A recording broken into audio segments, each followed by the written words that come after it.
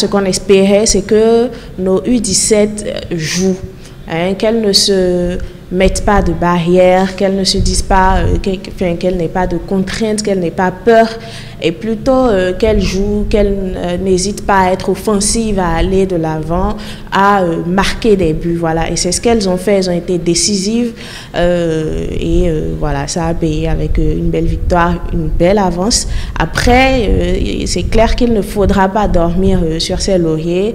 Le match retour aussi, il va falloir être aussi intense, et puis faire face à la pression, parce que les Congolaises vont jouer devant leur public.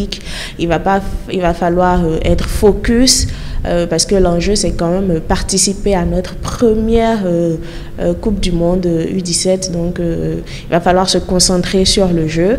C'est vrai, on a une belle avance, mais ce n'est pas un acquis. Moi, je dis bravo à ces jeunes Amazones. Bravo également à la sélectionneur Ida Azonsou, qui aurait cru bien, que le Bénin pourrait l'emporter. Surtout que le match ne se jouait pas à domicile à Cotonou, quand bien même c'est le Bénin qui recevait. Le match se jouait quand même sur terrain adverse, donc on pourrait quand même imaginer bien, que le 12e homme ne serait pas aussi présent, aussi impactant. Mais nonobstant tout cela, bien, je pense que cette équipe des U17 a quand même joué sa partition. 2-0, je pense que c'est un bon score. Maintenant, il va falloir aller confirmer au match retour, parce que le match retour se joue chez l'adversaire. Autrement dit, la RDC ne joue pas ailleurs. La RDC joue devant son public, sur ses propres installations.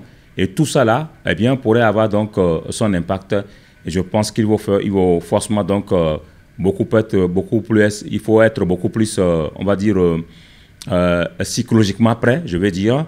La préparation ici, elle sera certainement sur le terrain, donc elle sera physique, mais la préparation sera également plus psychologique, plus mentale, parce que c'est des jeunes filles qui n'ont jamais pris l'avion, qui n'ont jamais joué un match de référence à l'extérieur devant le public congolais. Eh bien, elles pourraient bien sûr, pourquoi pas, craquer psychologiquement. Donc je pense qu'il faut une bonne dose psychologique bien, à ces filles-là pour qu'elles puissent se dire, quel que soit le terrain, elles doivent jouer, gagner et pourquoi pas se qualifier pour la suite de la compétition.